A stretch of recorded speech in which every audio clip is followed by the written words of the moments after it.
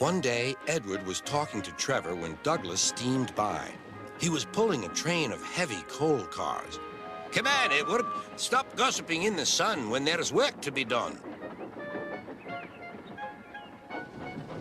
Later, Edward spoke to Douglas. "Trevor and I are old friends, and you and he have a lot in common, too." "We do?" quizzed Douglas. "And what would that be?" "Scrap," said Edward quietly. Douglas gasped. "Don't mention that word. It makes me wheels wobble." "It does the same to Trevor," replied Edward. "He was being sent to the scrapyard, but the vicar and I saved him, and now he's really useful again. Even so, Sir Topham Hatt certainly does need another steam engine here." "Aye, he does, and quickly." That night, Douglas was still working. He had taken the midnight goods train to a station at a faraway part of the island where only the diesels work.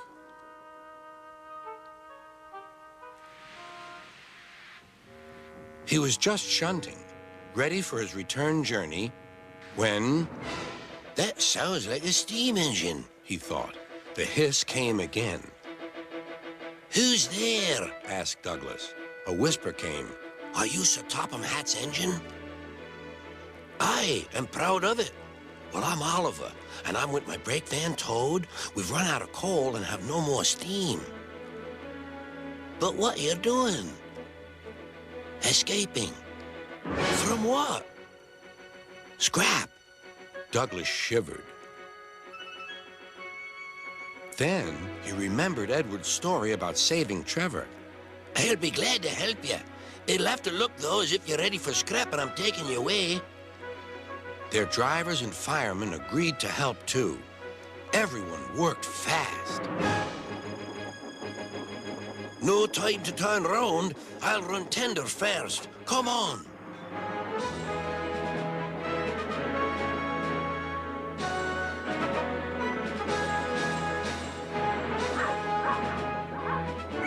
But before they could clear the station, they were stopped.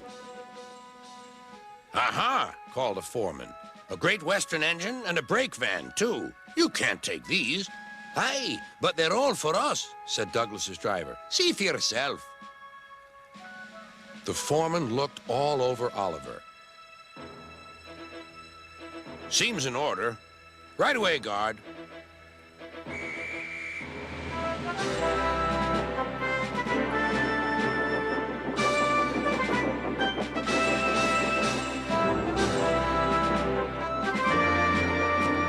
"That was a near thing." "We've had worse," replied Oliver, and they forged ahead.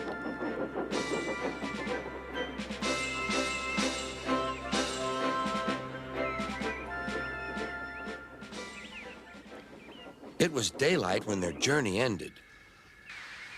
"We're home!" cried Douglas. "Shh!" said his driver. "There are the works. We'll find a place for Oliver." Oliver said goodbye and thank you, and Douglas puffed away. The next day, Douglas told the other engines all about Oliver. "Sir Topham Hatt will have to know," said James. "Douglas should tell him at once," added Gordon. "Well, here he is," said a voice. "Now, what's this all about?" "Beg pardon, sir, but we do need another engine." "Yes, sir," ventured Gordon. "A steam engine, sir." "Well, unless one is saved from scrap, there's little hope." "But, sir, one has." "Yes, indeed. And thanks to you, Douglas, he is now at our works. Oliver is just what we need for Duck's branch line." Everyone cheered. Now, Oliver and Toad are mended and painted in full Great Western colors. Duck and Oliver are happy on their branch line. The others laughed at first and called it the Little Western. Duck and Oliver were delighted, and so the Little Western it will always be.